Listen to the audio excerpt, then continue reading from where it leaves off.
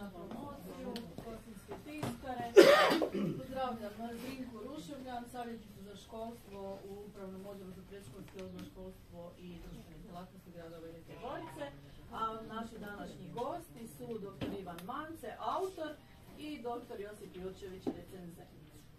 Pa rekla bih samo kratko nešto o knjizi. Znači, naslov je Kosinjska tiskara, nakladnik je Kvaka, su nakladnici su Župa, Gornji i Donji Kosinj, Kosinj Consulting, urednik je Tomislav Beronić, recenzenti su akademik Stjepan Ćosić, profesor dr. Josip Jurčević, ovdje prisutan, profesor dr. Vlatka Vukelić, profesor dr. Daniel Patafta, lektor i stručni savjetnik dr. Milan Bošnjak. I jednu kratku anotaciju bi pročitala o knjizi. Autor u knjizi donosi najnovije istraživanja o kulturnom i povijesnom značaju Kosinja, posebice u kontekstu tiskarstva, glagoljaštva i inkunabulistike. Knjiga je nastala iz doktorskog rada u kojemu je autor prezentirao sva dosadašnja istraživanja o kosinjskom tiskarstvu, iznio aktualne teze o mjestu prve tiskare u Hrvata, te prikupio i povijesno analizirao i legalizirane rukopise, kartografsku građu, članke i druge izvore pomoću kojih je došao do zaključka koji idu u prilog Kosinju kao lokalitetu prve tiskare u Hrvata. Na kraju knjige nalazi se popis konzultiranih tiskanih i mrežnih izvora te arhivske građe, popis slika, tablica, grafikona, važnijih imena i naziva te biobibliografski podaci autora. Evo, to je ukratko i ja bih sada, naravno, prepustila riječ vama da vas iskoristimo na neki način. Pa možda počnemo sa neka 3 pitanja. Kako je došlo do doktorskog istraživanja, koje su najnovije spoznaje koje iznosite u svojem doktorskom radu i u čemu pronalazite ključne dokaze za svoju hipotezu o Kosinju kao mjesto naše prve tiskare. Mogu li prije pitanja samo ja uvodno malo, pa ću onda povezati na pitanja. Neću previše pola sata, lijepo vas sve pozdravljam. Evo, nedavno sam na Fejsu objavio, sad već ovo bi bilo 33. predstavljanje, ako računamo i radio emisije i TV priloge. Pa sam se onda malo dao truda i nekakvu analizu napravio toga što se evo u ovih 7,5 mjeseci događalo. Znači, 7. rujna 2023. je bila obrana doktorata sa bez lažne skromnosti izuzetnom ocjenom summa cum laude za izuzetan znanstveni doprinos i tako nekakva najbolja ocjena koja se daje. Tamo su mi na obrani rekli da bi bilo dobro pa kroz 1-2 godine dok se emocije malo slegnu i dok se to sjedne na svoje mjesto izdati o tome knjigu. Jer je to praksa da se iz doktorata, o tome će profesor više izdaju knjige, jer to budu i po najbolje knjige. A ja sam joj rekao da knjiga ide sutra dan u prodaju, knjiga već bila spremna, ne, samo se čekala obrana. Malo sam hiperaktivan kao i uvijek u životu. Pa evo, od tog 8. rujna do evo današnjeg dana nešto o brojevima i dometima ove knjige. Jedan antikvarijat ima ovu knjigu, vjerovali ili ne. 3 saborska zastupnika, tu je neko rekao, govorila su o knjizi, Troskot, Raspudić i Jurčević. 3 TV priloga objavljene su u knjizi. HRT, TV Beč i TV Zapad. 6 znanstvenih institucija u Hrvatskoj u svom fondu ima ovu knjigu. HAZU, NSK, sveučilišta u Rijeci, Splitu i Zadru, te Staroslavenski institut, što mi je posebno drago, jer evo, nemamo ista stajališta vezano uz ovu temu. 9 radio postaja govorilo o knjizi, 10, sa jučerašnjim danom. Radio Gospić 3 puta, Radio Marija 2 puta, Radio Točac, HRT, Hrvatski radio 1, Hrvatski radio 3, Hrvatski katolički, Radio Sljeme, Radio Slunj, Radio Zaprešić i City radio. 12 knjiga kupio je grad Sinj, oni su isti kao Kosinj, pa onda evo, vjerojatno radi toga. Ne? 14 različitih mjesta i gradova, odnosno sa današnjim danom 15, imalo je prigodu čuti uživo predavače na predstavljanju ove knjige u Hrvatskoj i Austriji. Dakle, Gornji Kosinj, Donji Kosinj, Zagreb 4 puta do sada, Gospić, Otočac, Požega, Karlovac, Ozalj, Osijek, Beč na 2 lokacije, 2 dana, Slunj, Sinj, Split, Zaprešić i Velika Gorica. 20 knjiga kupio je grad Gospić, to je pojedinačna najveća kupnja. 30 predstavljanja ove knjige, odnosno danas 33, uključujući TV i radio emisije odrađene u Hrvatskoj i Austriji. 44 knjižnice u Hrvatskoj i Austriji imaju u svom fondu ovu knjigu. Ja mislim da je to respektabilno za 7 mjeseci. Evo, koliko je knjiga u prodaji. 61 grad u Hrvatskoj, Austriji i Mađarskoj dom je privatnih osoba koje su internetom ili online naručile do sada ovu knjigu. 198, sad već sigurno preko 200, različitih internetskih objava, najava, osvrta, članaka, intervjua o ovoj knjizi napisali su portali u Hrvatskoj, Austriji, Njemačkoj, Srbiji te Bosni i Hercegovini. 500 primjeraka knjige je prodano, 600 primjeraka knjige je do sada otisnuto, tiskat će se i dalje dok god bude interesa. 1000, odnosno sa današnjeg dana preko 1000 ljudi uživo čulo predstavljanja u ovih 14-15 gradova i poslao sam negdje oko 12.000 mailova. Znači, medijima, ovima, onima, u raznim tim komunikacijama i pripremama za koje kakva predstavljanja. Tako da evo, za 7 mjeseci mislim da nije loše za jednu knjigu, pogotovo u današnje vrijeme znamo koliko se čita i što se čita i koliko je knjiga u biti važan proizvod, ali proizvod koji je, sad to tek vidim kao laik u knjižničarstvu, koliko je teško ga danas izbrendirati i staviti bilo koju knjigu na neku razinu da je to nekako tržišno interesantna priča i da dođe do više ljudi. Ono što je važno za ovo istraživanje, pa krenut ću ovako. Mi smo jedini narod na svijetu koji je u srednjem vijeku imao privilegiju služiti misu na svom jeziku i pisati prije izuma tiska i kasnije i tiskati knjige na svom pismu glagoljici. Mi smo jedini narod na svijetu koji je tiskao inkunabule. Inkunabule su knjige od Gutenbergove Biblije prvo otisnute do 1500. godine. Iz latinskog incunabuli su povojima. To su i najcijenjenije knjige i najvrijednije. Dakle, jedini smo narod na svijetu koji je tiskao inkunabule na 2 pisma i 3 jezika. Znači na latinici i na glagoljici, na hrvatskom, na latinskom i na talijanskom. I mi smo jedini narod na svijetu koji je izdao prvi kršćanski misal, misnu knjigu, i to je naš prvotisak, koja nije na latinskom, nego je na nekom, i na latinici, nego je na nekom drugom pismu, u ovom slučaju naš prvotisak, dakle na starohrvatskom ili hrvatskom crkveno-slavenskom i na glagoljici. I to nas, znate, ono govori se, ta era naše inkunabulistike, 1483. do 1500. Kao stajali smo rame uz rame, ja smatram da smo bili među prvima, a ne rame uz rame. Ima gradova, naravno, koji su otisnuli knjige prije nas, ali po ovim nekim stvarima daleko smo, daleko najnapredniji u tom razdoblju, u tom vrijeme bili. Problem sa našom prvom tiskanom knjigom leži u tome, kao što svi znate, ona u svojem kolofonu na zadnjoj stranici ima samo, zovu ga i nepotpuni kolofon, datum dovršetka tiskanja. Kaže 22. veljače 1483. ti misali više svršeni. Nema majstora tiskara, nema lokacije, nema ničega. I to je u posljednjih 200 godina otvorilo razne prijepore i završilo je sa 8 mogućih lokacija tiskanja naše tiskane knjige. Nigdje na svijetu nemate takav slučaj. Imaju neki drugi narodi, recimo Crnogorci, njihov osmoglasnik, prvoglasnik isto tako ima nepotpun kolofon. Oni su se odavno složili da je to na Cetinju i priča završena. Ko želi dokazivati drugačije, neka dokazuje. Dakle, nema naroda na svijetu koji ima svoju prvu tiskanu knjigu s nepotpunom kolofonom, a da je predložio 8 lokacija. Znači, što prosječni čitatelj tu može više shvatiti? A to je pomutnja. Još jedino neko nije predložio na Marsu, evo, da je otisnuta ili da su Indijanci tiskali, ne znam. Pa tako od lokacija su se predlagale Rim, Senj, Roč u Istri, Izola u Istri, Istra općenito, Modruš, Venecija i Kosinj. Kosinj je predložio, kao što vjerojatno znate, književnik Zvonimir Kulundžić, 1960. godine sa svojom knjigom Kosinj, koljevka štamparstva Slavenskoga juga.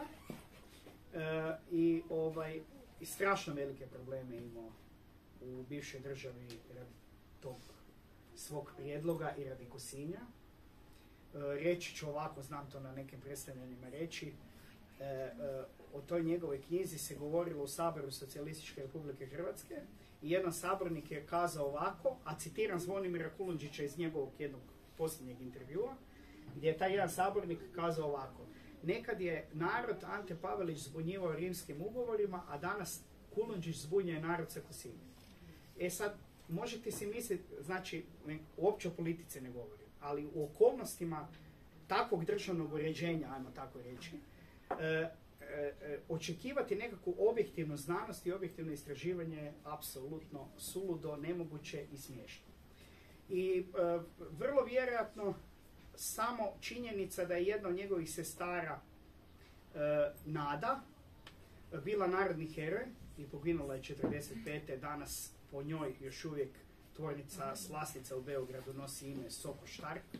Nada Štark se ona zvala, Udana Štark, Nada Kulundžić-Ivački. Po meni je to jedini razlog da čovjek nije prošao možda i Goli otok ili ne znam kako završio. Takva je situacija bila. Još rečenica o Kulundžiću. Strašno velik domoljub je njegov otac bio, to je opet iz njegovog intervjua posljednjeg saznajemo.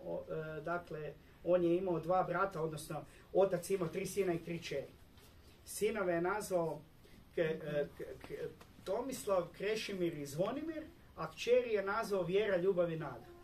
Možete si zamisliti onda koja je to fora bila, recimo, u to vrijeme, evo na takav način rezonirati. I došla je, eto, hvala Bogu, Hrvatska država, izvojevana kroz Domovinski rat, tu je profesor, vrhunski stručnjak. I evo, ja sam se igrom slučaja našao u temi Kosinja, kojom se sada bavim već 17 godina. Naravno da je porijeklo vjerojatno bio nekakav okidač, jer mi smo ljeta prevodili kod bake u Gornjem Kosinju, a nismo išli na more. I tamo sam se i sa tom Kulundžićevom knjigom, ovom drugom 500. obljetnica Kosinjskog misala koja je izašla 1483. Ja sam imao 8 godina i baka mi je kupila kod crkve u Kosinju i naravno trebalo je neko adolescentsko vrijeme, možda i kasnije kad sam ja to krenuo čitati i nešto shvaćati iz toga.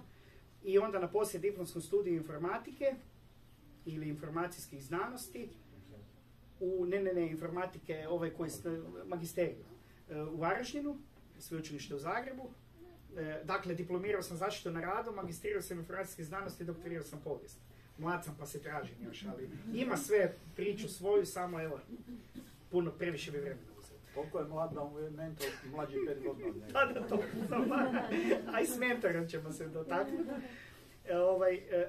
Znači, na tom poslijediplomskom imali smo nekakav uvod u znanstveni rad, trebalo je neći znanstveni rad analizirati. Ja sam eto igrom Božje providnosti ili slučaja odabrao Kulundžića i tu njegovu knjigu. Nisam mogao sanjati o tome da je profesor pokojni Žugaj, koji je dobio 2, kod je 5 dobio, da je on iz Osijeka, da je njega Osječanin je Kulundžić, da ga je osobno poznavao, da su oni prijateljevali, družili se.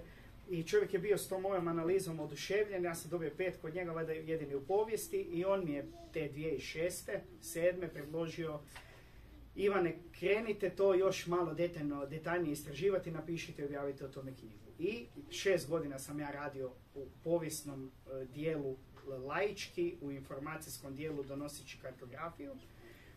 Na toj knjizi 2013. izašla je moja prva knjiga Kosinj, izvorišni hrvatske tiskane riječi. To je onako pokušaj nečega koji još nije bio ni približno utemeljen kao što je ovo, naravno, ne trebalo je vremena.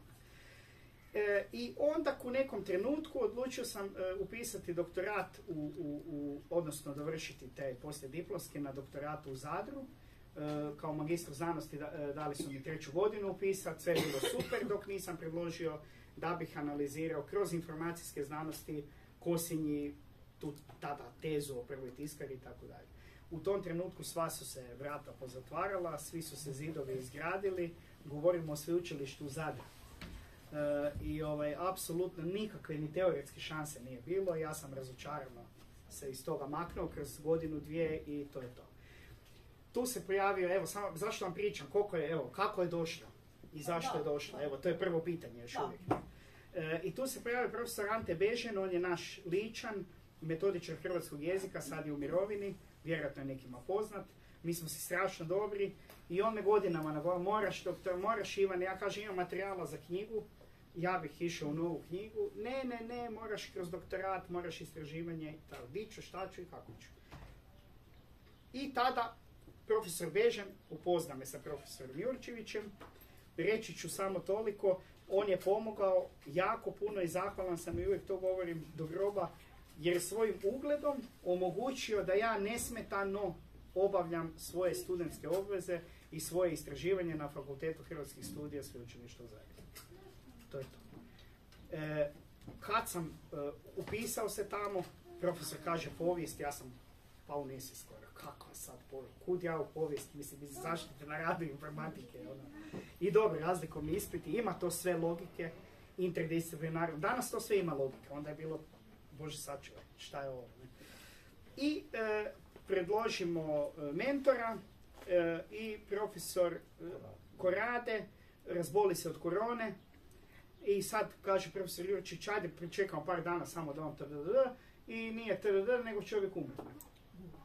I sad, eto, nemaju više stručnjaka za srednjovjekovnu povijest na fakultetu, ajde traži negdje drugdje. Koga ćemo, što ćemo, ajde biskup Mile Bogović Gospić-Kosenski.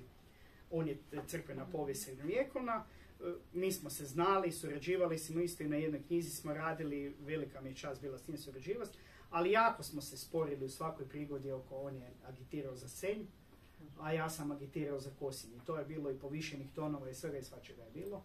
I divio se on toj moje nekakvoj tvrdoglavosti i tako dalje. I pitali smo ga, ja kažem profesore, kako ćemo ga pitati, pa on je protiv Kosinja. Ne samo ti njega pita i stvarno biskup je biranim riječima odgovorio, ajde kad je to mance, nek si još jedan put i tu je njegova znanstvena veličina. Jer je, iako nije bio suglasan s tim, rekao, ajde, bit ću mentor i pod stare dane i tako. I čovjek se razbolio od korona. I završi u bolnici u Gospiću, završi u KBC Rijeka i umre od korona. I šta ćemo sad? Kogod pitaš, profesor, hoćete mi biti mentor, bježi silo, nečisto. Šta ćemo? I sad, evo, to opet profesor Bežan ovako, onako traži, jer neće on to ni svako paziti, ali tema je kontroverzna. Možemo 5 sati razgovarati o tome zašto je tema bila kontroverzna ili još uvijek danas. I evo, pojavi se taj mladi Franjovac, mladi, 5 godina mlađi od mene, Patafta. On je danas izvanredni profesor na Bogoslovnom fakultetu Sveučilišta u Zagrebu. Znači, crkvena povijest, srednjovjekovna, sve super. Upoznamo se, bili smo svi skupa tamo, ja ga prvo pitam koje ste godište, kaže on 80, to super, 5 godina mlađi. A jeste preboljeli koronu? Jesam. Super. Da. I tako je, da. I tako je preživio, da. I tako je preživio i Patafta, tako je preživjelo i ovo istraživanje, koje je to na skromnih 750 stranica B5 formata, 1000 kartica teksta je tu unutra, donosi kompletnu kosinsku povijest, znači kompletnu kosinsku povijest, s naglaskom na kosinsku glagoljicu i naravno na taj sukus istraživanja, to je ta kosinska tiskara. Analiziraju se i sve ove metode, teze, ovih 8 koje sam spomenuo, pa se na kraju donosi jedna tablica od ovih glavnih, uspoređuje se sa rezultatima iz tog istraživanja i ovim što znamo o ovim tezama drugim, Venecija, Kosinj, Izola i Roč. I gradim nekakvih 12 elemenata koje bi ta prva srednjovjekovna tiskara morala imati. Tradiciju, ime i prezime tog prvog tiskara i slagara, financijera i da ne navodno sad što vi moći ćete pročitati u knjizi. I analiziram ove teze koliko koja zadovoljava od tih 12 elemenata. Pa tako Venecija zadovoljava 1, Roč zadovoljava 2, Izola zadovoljava 1, Modrž zadovoljava 0 i Kosinj zadovoljava 12 od 12. To je domet znači ovog istraživanja. Sad malo detaljnije. Interdisciplinarno, znači informacijske znanosti, jako bitno, 790 izvora literature, ne znam, evo, nećete baš često naći na knjigu koja ima 790 izvora literature. Tiskanih i digitalnih, govorim ukupno. Zašto je tome tako? Zato što su sve veće knjižnice svijeta digitalizirale svoju građu, ili bar dio svoje građe. I onda ako to znate kako i gdje pretraživati, možete, pogotovo vi koji ste u struci, znate i po pojmu pretraživanja pretraživati i on vama u stotinke sekunde izbaci sve ono digitalizirano gdje dolazi pojam Kosinj ili Ivan ili Marko ili Jan. I to vam omogućuje toliku komociju da vi iz vlastite sobe možete, znači, analizirati knjižnice svijeta za koje bi vam možda prije 40 godina trebalo 5 života dok bi ih fizički obišli i tu građu izvadili po nekakvoj signaturi, po nečemu i listali, tražili, čitali i tako dalje. Bio sam i fizički, bio sam u Državnom arhivu u Osijeku, Kulundžićevu ostavštinu cijelu pregledao i tamo sam naišao na te još dodatne slijepe otiske, o njima ću malo kasnije. Dakle, to je što se tiče toga. I možda za te teze, ono što je još važno ove druge, danas je još uvijek u literaturi najistaknutija, pogotovo to Staroslavenski institut gura, da je u Veneciji otisnuta naša prva tiskana knjiga. A ja ću vam reći ono što govorim svima na predstavljanju. Jedna jedina rečenica, ne rad ili knjiga, znanstvenog istraživanja nije nikada napisano ovih 200 godina o tome da je, kao istraživanje o tome da je Venecija bila prva hrvatska tiskana. Nikada. Nigdje. Znači, samo se prenosi sa autora na autora, sa stručnjaka na stručnjaka, a trebalo je otići i na izvor i vidjeti ko je prvi to promovirao i kako je to tako ušlo jako u literaturu. Vjerojatno u Veneciji, može biti, to je Kulundžić jako lijepo analizirao. Gotovo sigurno u Veneciji, otisnuto u Veneciji. Kroz 100 godina je otisnuto u Veneciji, od vjerojatno. Prvi koji je to promovirao je slovenski jezičar Jernej Kopitar. Ne znam da li ste za njega čuli, on je radio u Kraljevskom Beču početkom 19. stoljeća i bio je najcijenjeniji slavist ili jezičar s ovih područja. I njegova se slušala. On je ujedno bio, razgovarao pismima, nisu imali mailove, dopisivao se s jednim bjeloruskim slavistom Bobrovskim, to možete i na NSK stranicama pročitati kod prvotiska. Pa je ovaj je mislio da je u Rimu, onda je ovaj Bjelorus njemu rekao, ma ne, vjerujete u Veneciji, ona je bila ta tiskarsko središte, vidite da je to lijepo otisnuto, to je prekrasno divno. Je, kolego, i kad je on to amenovao, svi su, nakon toga Kukuljević sa Tade Smičiklas, da ne nabiram, to ponavljali iza njega do Zvonimira Kulundžića. Ono što ne znamo, i za što je trebalo malo dublje zagrebati, je činjenica, to su istraživanja drugih kolega, ne moja, da je Jernej Kopitar bio mentor Vuku Stefanoviću Karadžiću. Dakle, carski, on je radio za tajne službe austrijske i sa zadatkom da Srbe privuku zapadu i da ih prebace na katoličku vjeru. I odlučili su da je reforma jezika za to najbolja i onda su našli tog jednog polupismenog, pristojno je u literaturi rečeno laika, nije nego polupismenog doslovno, Vuka Stefanovića Karadžića, kojem je ovaj bio mentor, ali koji se žalio austrijskim tajnim službama i austrijskom Beču, Kopitar, naravno, da je ovaj ljen, da uopće neće raditi, da mu on mora te knjige pisati. I onda je kolega kroz istraživanje ustanovio i kroz arhivsku građu da su potkradali starije hrvatske rječnike, uzimali riječi iz hrvatskih rječnika i stavljali u rječnike Vuka Stefanovića Karadžića koje on objavljivao kao srpske. I cijela ta njegova jezična reforma je sve ovo donijela kasnije što se događalo, da sad ne radimo analizu moderne hrvatske povijesti. Dakle, Jernej Kopitar je bio čovjek koji je otvoreno u svojim pismima i stavovima negirao Hrvate, negirao hrvatski jezik, negirao opće da Hrvati kao narod postoje, negirao sve što se tiče Hrvata i hrvatskog jezika i taj čovjek je nama promovirao da je naša prva tiskana knjiga na glagoljici otisnuta u Veneciji i naši stručnjaci i znanstvenici to do dan danas ponavljaju kao papagaji jedni za drugi. Mogu shvatiti dio priče, ja sam profesor danas na Filozofskom fakultetu u Rijeci, u Zagrebu ili u Osijeku ili bilo gdje. Govorim to 30 godina svojim studentima, pa neću sad radi nečije knjige pred mirovinu promijeniti mišljenje. Govorim to zato što je moj profesor to mene tako učio, a njega njegov. Ali okej, u jednom trenutku moramo malo stati na loptu sa tim akademskim egom i uvažiti nekakva nova istraživanja. A ne i dalje graditi legendu nekakvu koja je totalno anti-hrvatska priča. Ne govorim sad u nikakvom političkom smislu, nego govorim u kulturno-povijesnom smislu anti-hrvatska priča. Toliko o Veneciji. Ostalo, Roč, Modruš i tako dalje moći ćete pročitati u knjizi. Što se ovdje donosi? Nekoliko primjera. Kosinj je imao crkvu Svetog Jeronima, to je dokazano kroz ovo istraživanje. Zašto je to važno? Sveti Jeronim se krajem 17. stoljeća, odnosno do konca 19. stoljeća, ali tada sigurno, smatrao praocem i izumiteljem glagoljice.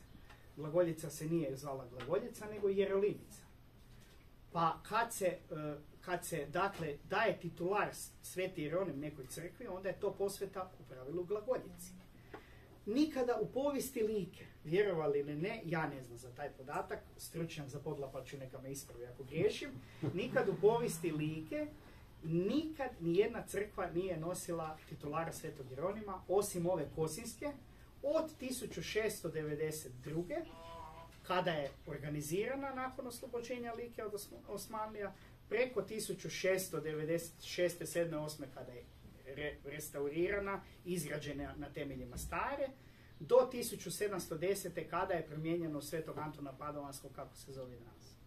Zašto je promijenjena? Opet možete čitati u ovoj knjizi, u ovom istraživanju. Zašto su dali tada posvetu toj glagoljici? Pa zato što imamo jedan opis Like i Krbave iz 1695. koji izrijekom kazuje da je vizitacija senjskoga biskupa išla u obilazak novo oslobođene Ličke i Krbavske župe. Kad su došli do grada Kosinja, to je mikrolokalitet Kosinjske tiskare danas u Kosinskom Bakovcu, zovu ga krivo grad Ribnik, Ribnik je novovjekovni naziv. Uglavnom kad su došli do grada Kosinja, kazuju u tom spisu da je to mjesto nadaleko poznato i bilo važno prijašnjim Hrvatima koji su prije Turaka tu obitavali, da je bilo veliko izvana i iznutra, a da su dokaz tome tiskani glagoljski brevijari, kojima se i dan danas te 1695. služe svećenici glagoljaši moleći svakodnevne molitve i kojima u kolofonu piše da su otisnuti u gradu Kosinju. To je onaj drugi brevijar, pretisak je napravljen, imamo sačuvana 2 primjerka, ne jedan, opet da ne idem predaleko, pretisak je napravljen 1991. na 500. obljetnicu, jer je, pretpostavlja se da je otisnut 1491. U ovom istraživanju opet se pokazuje da je to vrlo vjerojatno bilo 1490. Ne znamo jer imamo nepotpuna 2 primjerka i tako dalje, opet da ne kradem previše vremena i da ne idem predaleko. Ono što je drugo važno, ovdje se donosi kartografija, povijesna kartografija Kosinja. Kosinj se prikazuje i to istraživanje je trajalo doslovno ovih 17 godina koliko se ja time bavim. Istražujući ne znam koje digitalizirane karte, kojih više knjižara i ne znam koliko desetaka tisuća karti sam ja tih pregledao. I donosim 225 povijesnih karti koje prikazuju Kosinj. Za usporedbu, Mirko Marković izdaje Descriptio Croatia Atlas, opis Hrvatske, 1993. Dr. Franjo Tuđman je napisao pregovor. Donosi Hrvatsku, cijelu Hrvatsku, u kontekstu povijesne kartografije. Od prvog prikaza na kartama do kraja 19. stoljeća na 160 karti. A ja ovdje donosim Kosinj od prvog prikaza na kartama do kraja 19. stoljeća na 225 karti.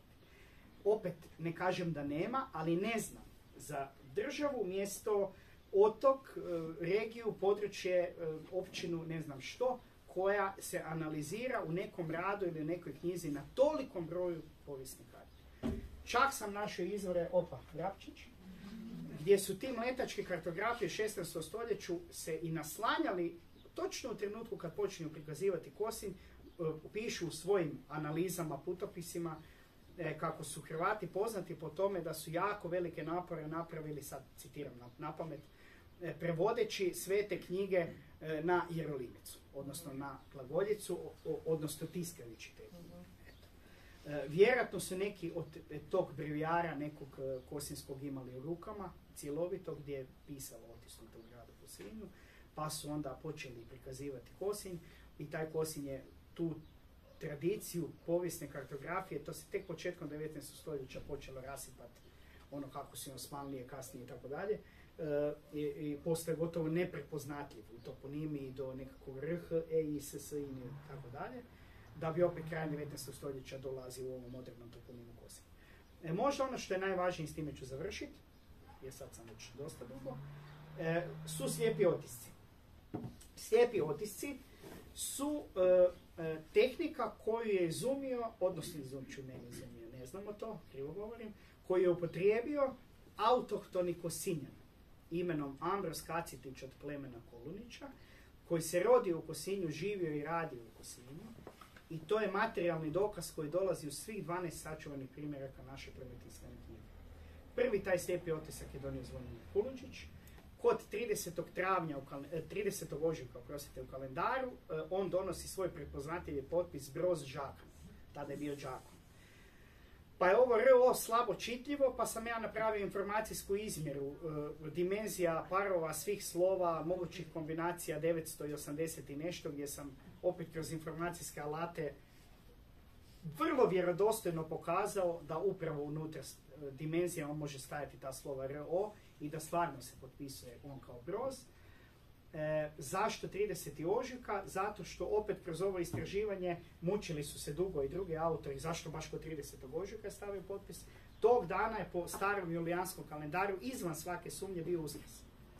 Gdje ćeš veće poruke?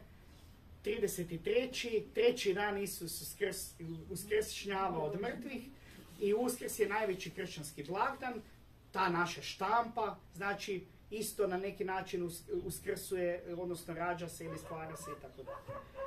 Slijepi tisak je ono što bismo danas nazvali suhim žigom na fakultetskim diplomama, recimo. Dakle, u matrici tiskarske preše slagar je slagao slova, ta slova koja je htio slijepo otisnuti je 1-2 podigao više. Njih nije farbao niti crnom, niti crvenom bojom, jer naš prvotisak, ovo iz dijela stranice prvotiska dolazi i crno i crveno, nego ih je ostavio suha.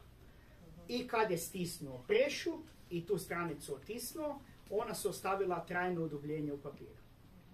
I to je trajni bio, ajmo reći, to je veličasni Jurčević, župnik Gornjeg i Donjeg Kosinja, rekao copyright. Ostavio svoj kao trag, jer nije mogao drugačije, vjerojatno, pa na taj način. Dakle, slijepi otisak u našoj prvoj tiskanoj knjizi u vjerojatnih 200 primjeraka, odnosno kroz analizu ovih 12, sve sam tražio od Vatikana, znači Library of Congress u Washingtonu, iz Bečke biblioteke dobio digitalne reprodukcije tih pozicija, tih stranica. Taj slijepi tisak dolazi uvijek na istoj poziciji, uvijek istih slovnih znakova, uvijek istog broja znakova i dolazi ovako na 5 stranica, na 9 pozicija, ukupno 340 slovnih znakova. Kako sam došao do njih? Da sad ne zakompliciram previše, koristeći jedan zapis u Novakovom misalu. Novakov misal je rukopisni misal, evo jedna rečenica, neće biti jedna, bit će dvije, rukopisni misal iz 1368. koji je služio kao predložak. To je znanost dokazala, ne Ivan Mance, nego ljudi prije mene.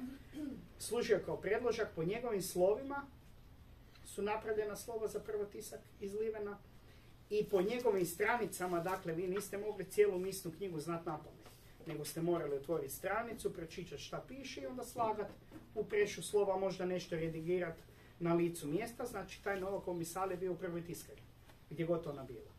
Poznat je onaj zapis Žakna Jurija, Vita, Vita, šampa naša gori gre, tako ja hoću da naša gori gre iz Izole u 6. mjesecu 1482. Puno je važniji zapis rukopisni koji dolazi iznad njegovog, koji datira u 15.11.1482. Zapis kaže to pisa on neko. 15.11.1482. I 5 jatova tu dolazi. Ima tu još ilustrirano veliko slovo V koje simbolizira broj 3 i da sad ne zamaram previše. Taj zapis je nastao u našoj prvoj tiskari, rukopisni u Novakovom misalu, zato što je tiskanje naše prve tiskane knjige trajalo minimalno 6 mjeseci. Ovo je 3 mjeseca prije dovršetka, dakle već je novo komisal, već se tiskalo na veliko.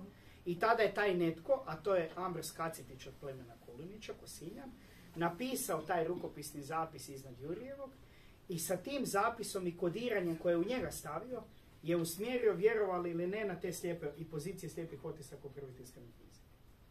I tako sam ih ja uspio pronaći, detektirati ih sve i opisati sve. Dakle, on u kalendaru sa tim jatovima ukazuje na točan datum svog imendana u 1. mjesecu i u 12. mjesecu. Pokazat ću vam sad ovdje na primjeru kako ukazuje na svoje pavline kojima je pripadao, jer u Kosinju je bio pavlinski samostan. I tako. I na cijelu tu, znači, priču koja se vrtila oko njega i onoga što je njemu bilo važno da ostane zabilježeno da je to ono. E sad, evo za kraj, za primjer, ovo je stranica 18 verso, ali nije cijeli stupac, profa, opet vas molim, kao i uvijek. To je dio stupca, stupac je možda još 2/3 gore. Ovo je uvećano. I sad vidite ovdje ove flekice, ili one se, ovdje se gore vide jatovi, vidite iznad. To su jatovi na stranici 89 verso, a sad smo na ovoj 18 verso. Zašto bi se tu pojavila 3 slova, vidite ovo je pomaknuto tamo, nije na sredini, na nekakvoj bezveznoj stranici XY u našoj prvoj tiskanoj knjizi. I onda jedino što mi je palo na pamet nakon dugo lupanja prvotiskom po glavi, odnosno replikom prvotiska i razmišljanje što bi to moglo predstavljati, da zamijenim te, evo da vas ne mučim više, da zamijenim ta slova, to su slova analizom i usporedbom digitaliziranih primjeraka izvan svake sumnje, su to slova ŽHD, da ta slova ŽHD zamijenim njihovim brojevnim oznakama. U glagoljici uvijek neko slovo predstavlja neki broj. Slovo A je broj 1 uvijek. Slovo Č je broj 1000. I tako dalje. Dakle, slovo Ž je broj 7. Slovo H je broj 600. I slovo D je broj 5. I šta sad to na nekoj stranici 18 verso našeg prve tiskane knjige znači? Pa ako idemo brojati od ozdola, 1., 2., 3., 4., 5., 6., 7. red, znači broj 7, pa onda 600, vjerovali ili ne, svi otisnuti znakovi na ovom stupcu, točno do ove riječi ih je 600. 599 je ovaj, 600. znak je ovaj. 100 puta pobrojano. Dolazi riječ koja ima D, 5 slova. Tu piše P, A, V, L, A. I onda kad cijeli smisao pročitate, kaže Svetago Pavla, prvoga Remite. Ko je Sveti Pavao prvi pustinjak? Osoba, svetac na čijem učenju i na čijim postulatima su osnivani Pavlini. I na taj način je on odao kroz slijepi tisak, kodiranjem kao neki srednjovjekovni informatičar, točno nas je usmjerio na tu riječ da bi dao posvetu tajnu kroz slijepi otisak svojim Pavlinima. Zato je i ovaj H pomaknut više na stranu, jer kad ovdje, to ćete u knjizi vidjeti, povučete okomicu, ona točno udara opet na ovo slovo.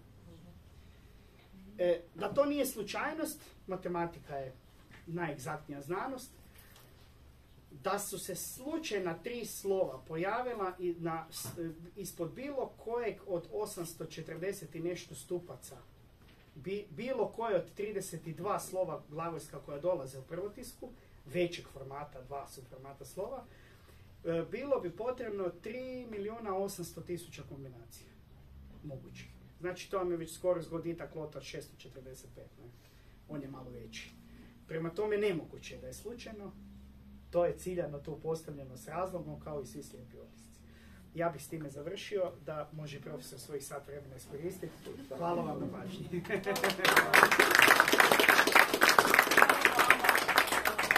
Bilo interesantno za ovaj dio, jako zanimljivo.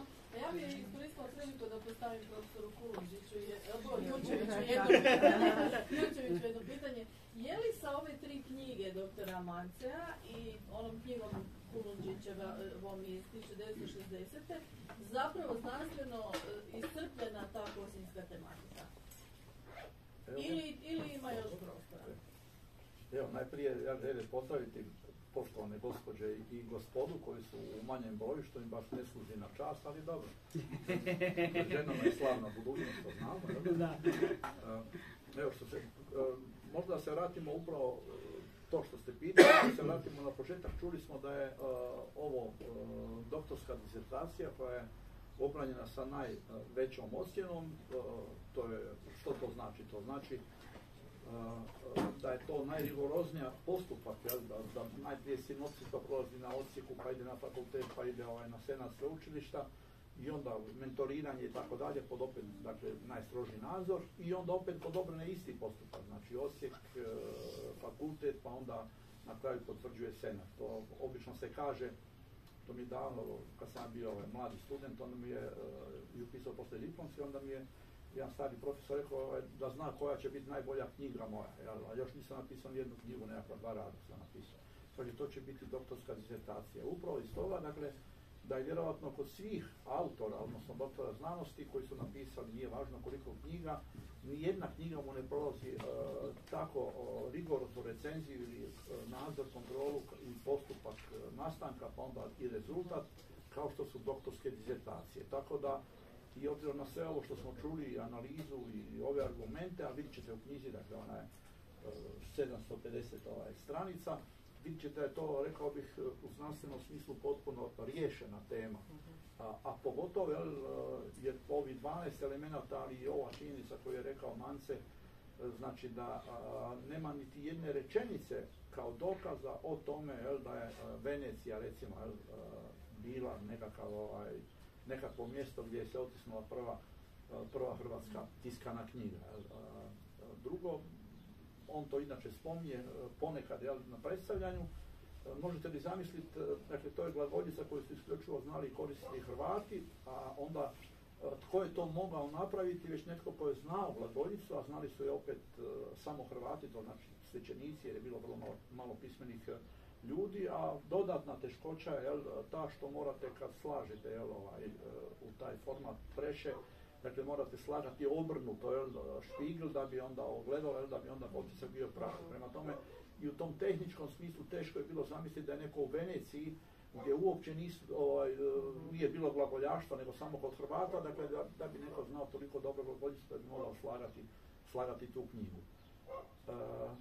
To je dakle, kad se radi o tome pitanju, dakle rekao bih nedvojbeno znanstveno dokazano, naravno uvijek obzirom da znanost nije dogma, uvijek se otvara mogućnost nekakve revizije, ali ne vidim prostora obzirom na ovo što je istaknuto da je to interdisciplinarno istraživanje gdje je korišteno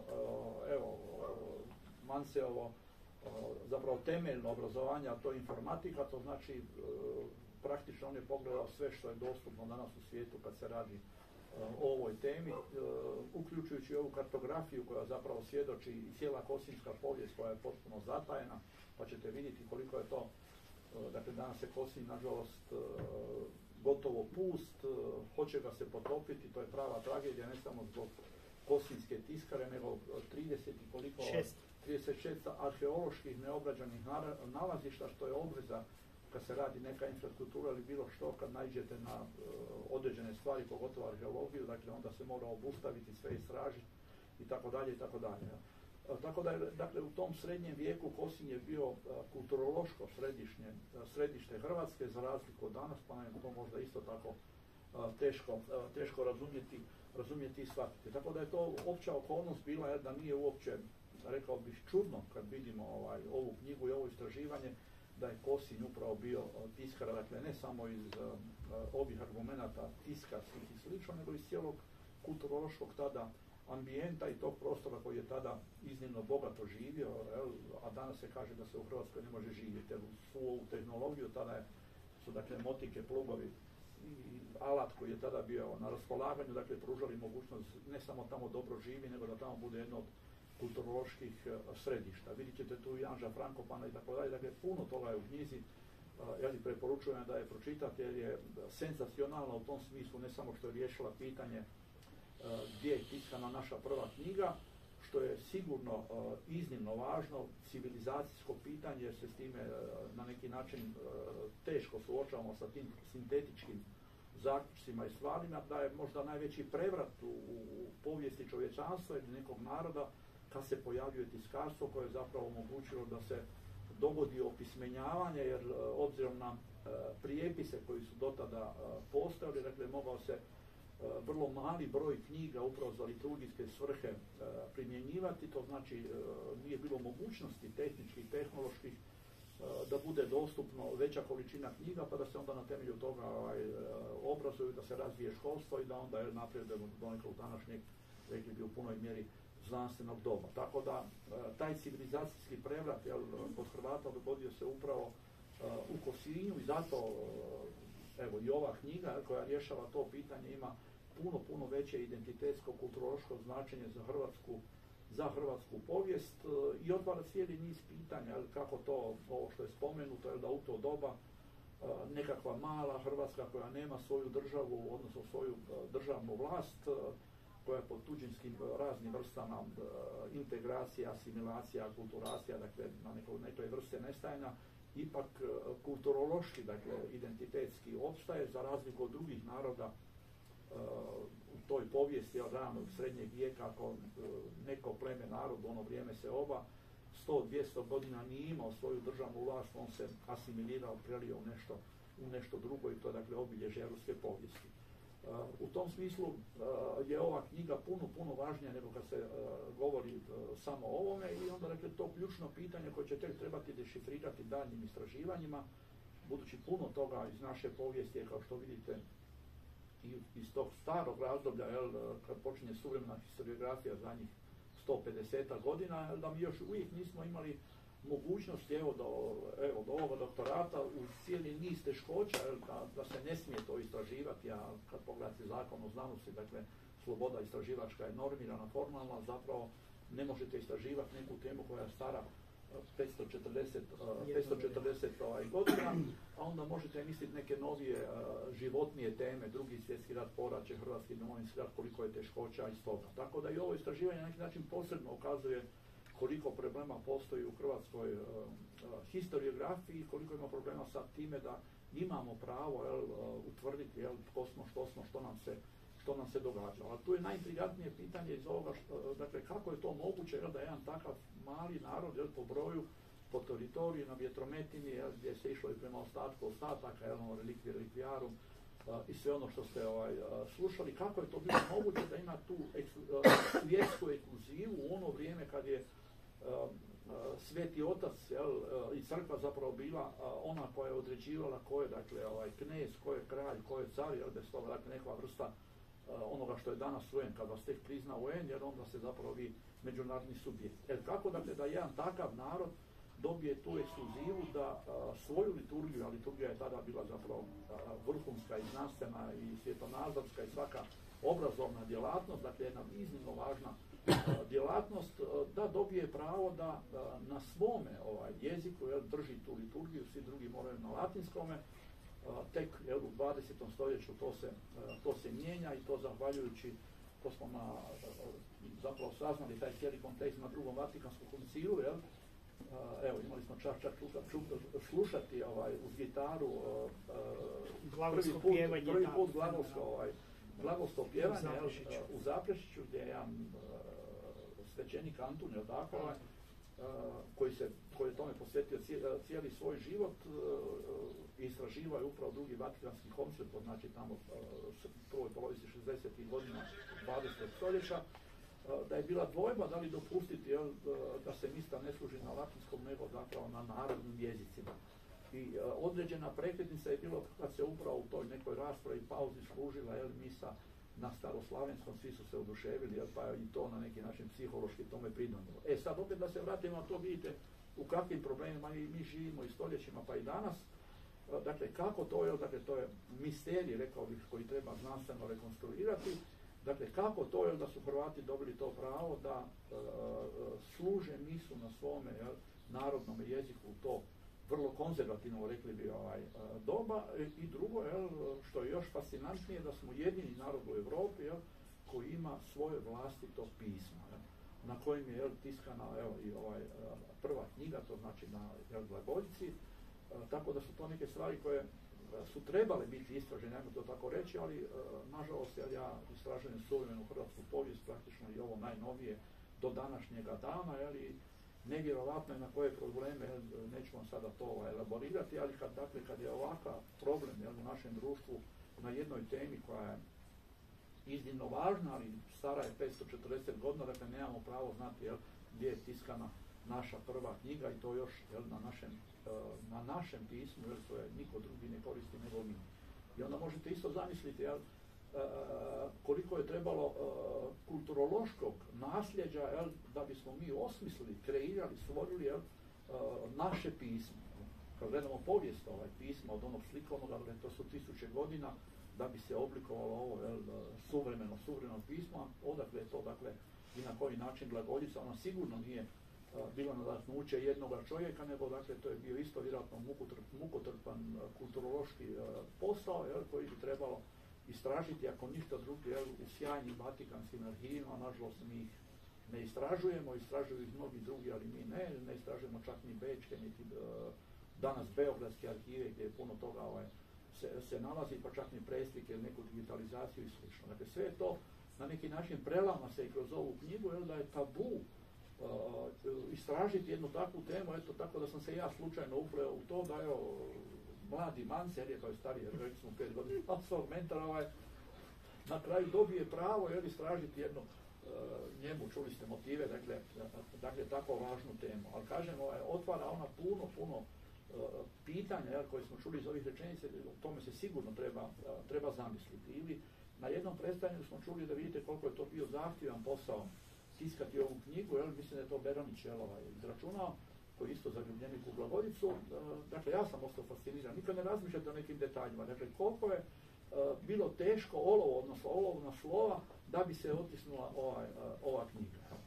Sad, kad smo proveli ovdje anketu, sigurno, kao što mi ja nisam, pa vjerojatno ni vi, isto bi tako nagađali nešto, dakle, 2,5 tone, dakle, slova je bilo potrebno približno da bi se dotisnula ova knjiga, koliko je to. A međutim, to je bio silan napredak, koji je, pogotovo kad ste već složili i tako dalje, dakle, silno je ubrzao mogućnost, i onda dalje sva ta tehnika ili tehnologija tiskarska, dakle, omogućila neke blagodati, da je danas sasvim normalno, da smo svi pismeni, ne mislimo se uopće, ne zamišljamo se kako je to zapravo uopće, kako je nastalo tiskarstvo. Tako da je knjiga iznimna, i opet rekao je Manci, ali tome treba opet posvetiti pozornost, dakle tu je cijela povijest Kosinja, uključujući ove sve lokalitete, i rekao bih, znajući nekakve stvari koje se događaju u suvremenoj povijesti, kako se odluke donose u nekakvim čudnim kalkulacijama, dubinama, ne bih rekao da je toliko nasušna potreba nama za hidroenergijom, jer imamo obilje, dakle, drugih obnovljivih izvora, ne vozimo te stvari, a pričao sam i sa nekim ljudima koji se time bave, pa obzirom na sve ovo iskustvo sa hrvatskom poviješću, imajući pravo da saznamo tko smo, što nam se događalo, a kad ne znate tko ste i što ste, kad nemate identitet, bilo osobni ili socijalni, nacionalni, dakle, identitet zajednice, onda sigurno da nećete moći realizirati sve ono što vam je Bogom dano na prostoru kakav je Hrvatska, tako da smo uvjereni danas u 21. stoljeću u jednoj prebogatoj lici, dakle, o svim onim zemljopisnim datostima, pogodnostima.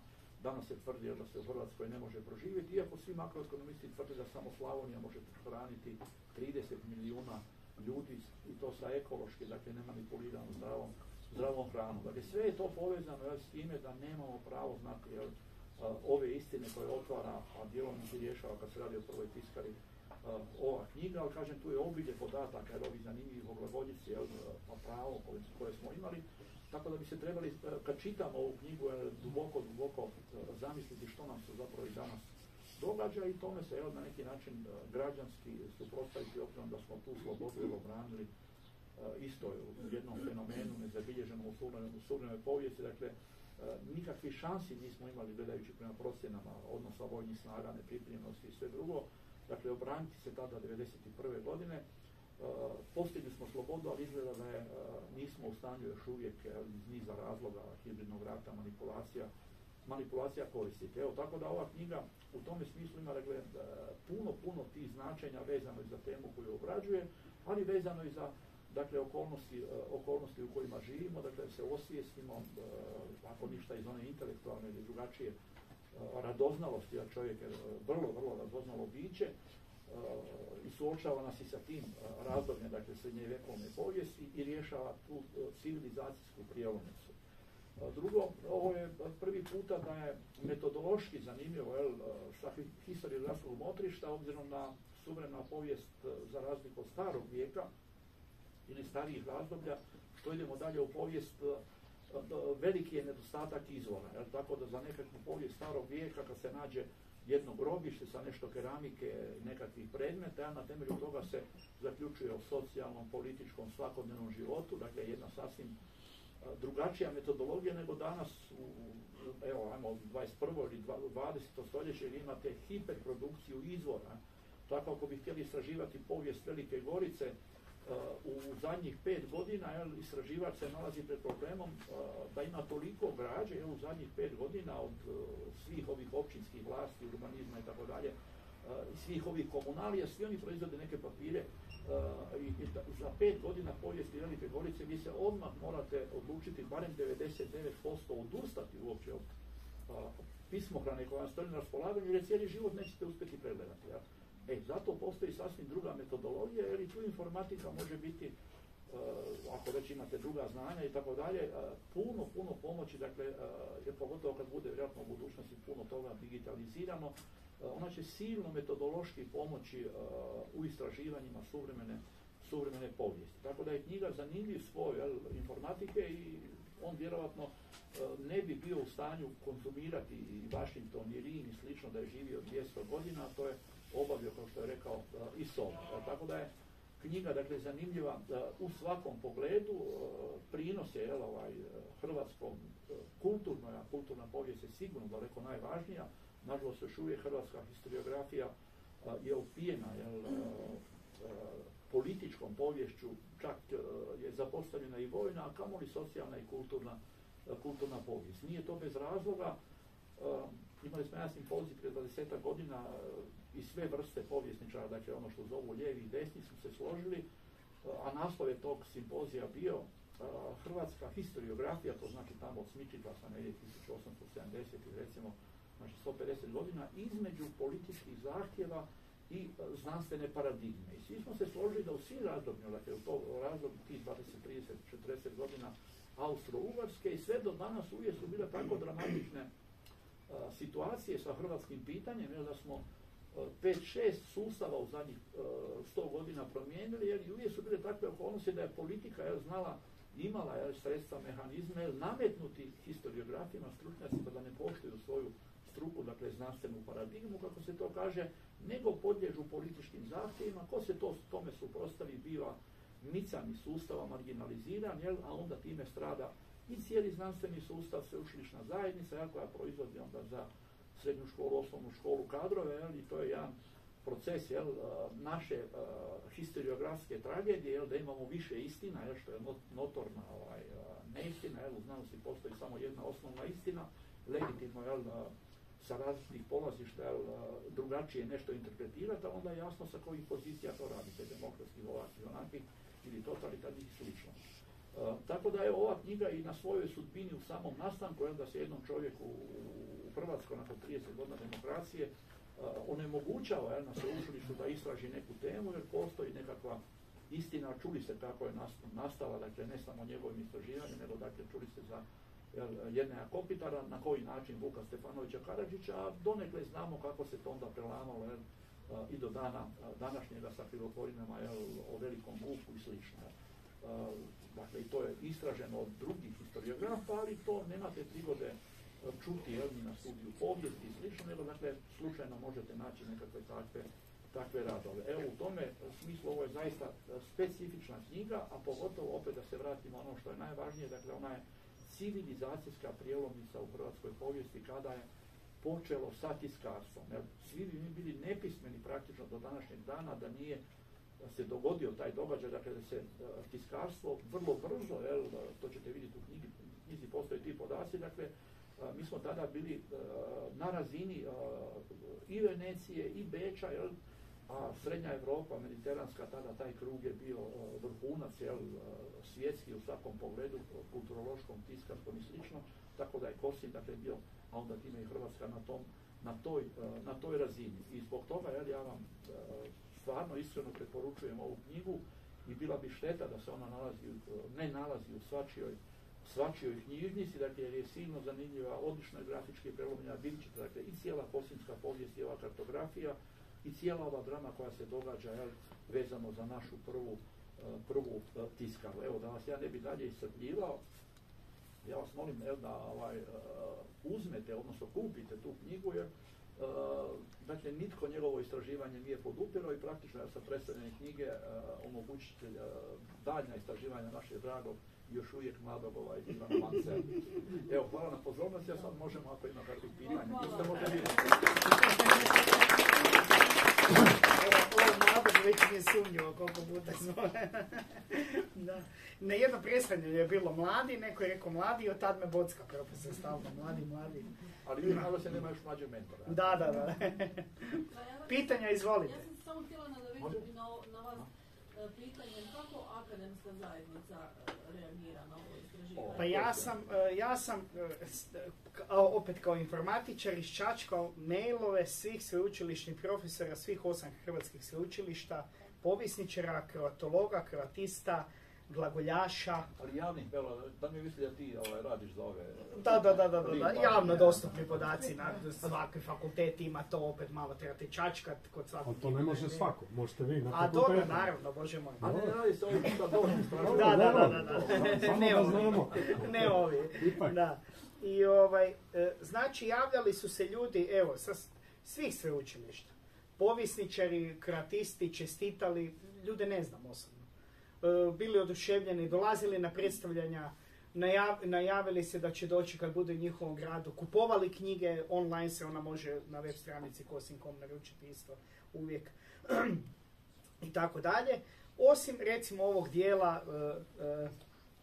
dijela, to je jedno, ja ne znam, 20-ak, 30-ak ljudi, dio njih je već u mirovini, ovih akademika, glagoljaša, da ih sad ne imenujem, vrlo vjerojatno, kad zaguglate glagoljica naletit ćete na nekog od njih.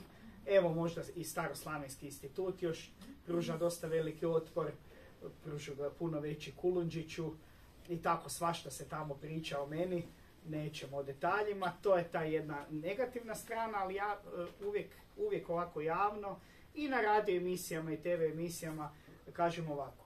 Ja bih volio organizirati što god, okrugli stol, sučeljavanje, kviz, kviskoteku, što god, idemo se sjesti, idemo razgovarati. Ali ne na način svi protiv Kosinja, kao što je to bilo u Kulundžićevo doba, jer to ne vodi ničemu. Vi iznesite svoje stavove, recimo u Veneciji, ja ću iznijeti svoje Kosinju.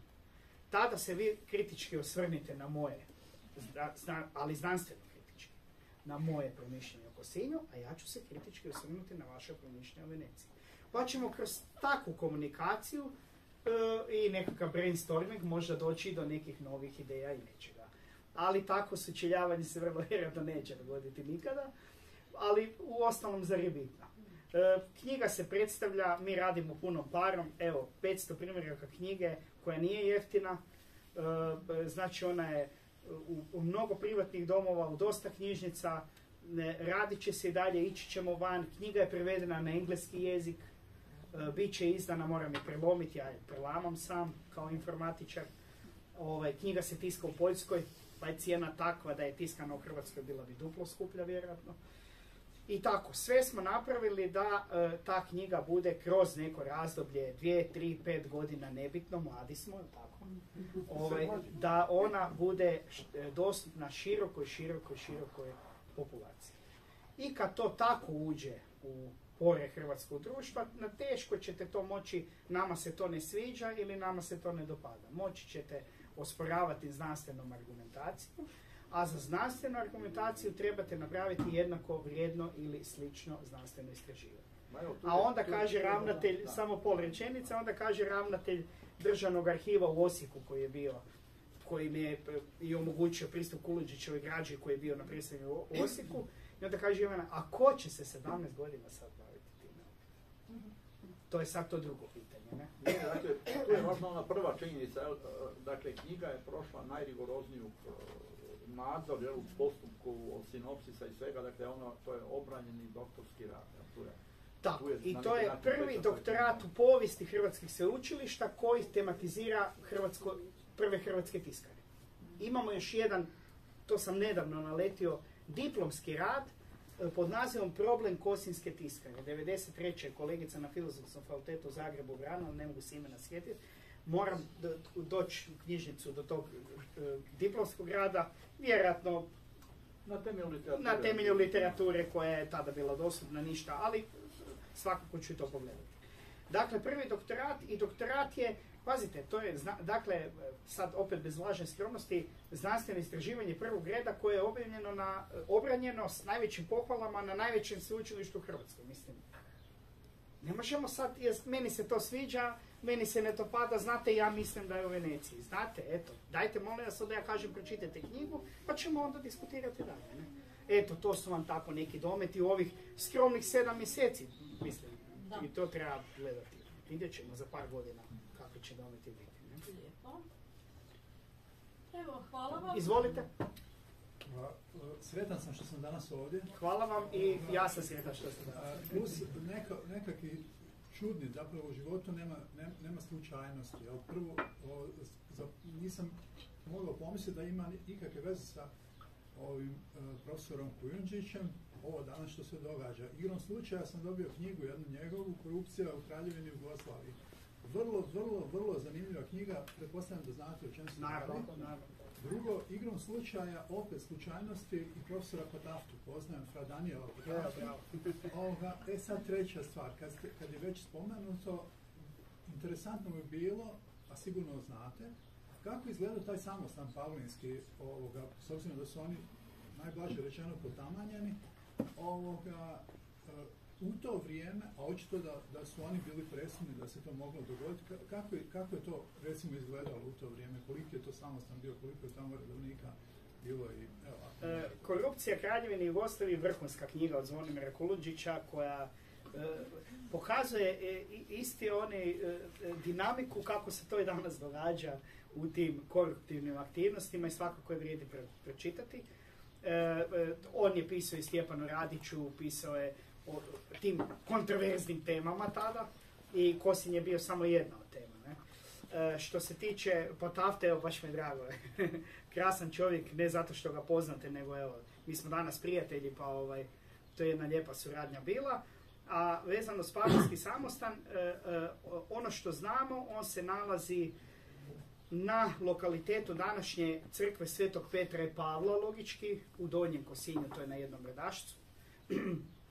Cijeli taj prostor je neistraženi, jedan od 36 neistraženih arheoloških lokaliteta. Tragovi zidina odmah pod crkvom se vide dalje, odmah ispod crkve. Te srednjovjekovne stepenice se vide, fotografija je fenomenalna u ovoj slici gdje se vide ostaci tih stepenica uklesanih, baš klesanih stepenica koje su išle u taj samostan.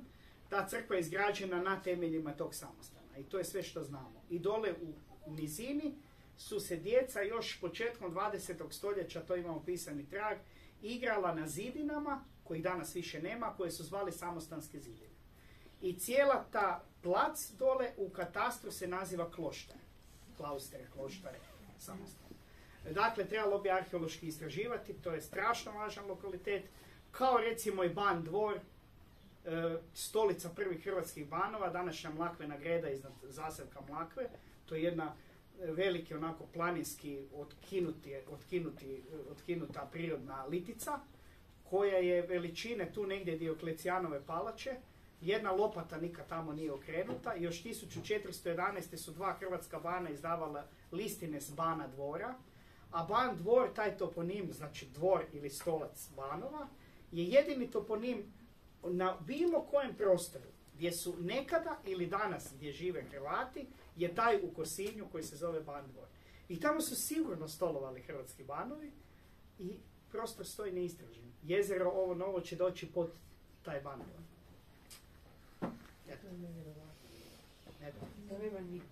Da. Eto, od ovim drugim lokalitetima da ne pričam, ta crkva Svetog Antona Padovanskog, koja je bila Svetog Jeronima.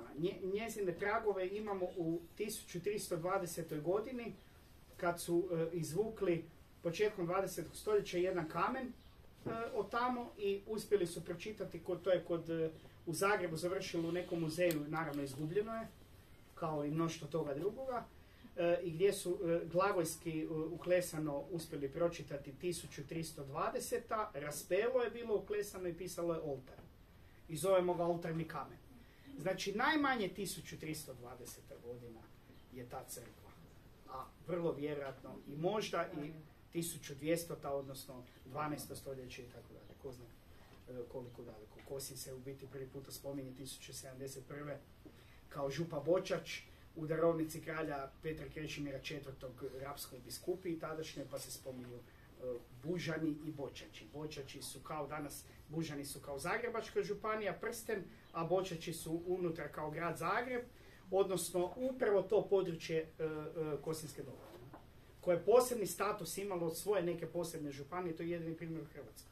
Listina, materijala, glagojskih, ljudi, ostataka, to je nešto nevjerojatno. Evo, kroz ovo istraživanje, da ne tupim jer bi mogu do jutra, ovo ćemo ljeto za Svetu Anu, Kosinjani znaju, pa Sveta Ana je u petak 26. srpnja, 27. ćemo u školi Anža Frankopana, ja se nadam organizirati proslavu 650. obljetnice Kosinjskog rukopisnog misa. Znači, kroz ovo istraživanje je ustanovljeno, to je jedan fragment koji je pronađen u Sloveniji, danas se čuva u arhivu nadbiskupije u Ljubljani, i dole dolazi jedan glagolski zapis i kroz ovo istraživanje je ubiciran izvan svake sumnje da se radi o Kosinjskom kraju, Kosinjskim crkvama, Kosinjskim ljudima. Dakle, Kosinjani su 1374. kupili rukopisni glagolski misal koji su koristili za svoje crkvene potrebe, dakle 109 godina prije tiska i osnivanja te tiskare. Toliko o kosinjskoj glagolskoj tradiciji koja je najstarija u Lici, definitivno. I to je jedan od najstarijih sačuvanih misala ili fragmenata uopće od svih koji ima. Tako da evo. To dakle, ništa, dakle, to... Važno je da zapamtite 26. srpnja, pa planirajte godišnji put na more. 27. dođete u Kosinj, pa malo poslušate... 3 dana to traje. Petak, subota. Pa malo poslušate i u toj 650. A i malo pogledate, preljepi Kosinj. Da. Pitanja?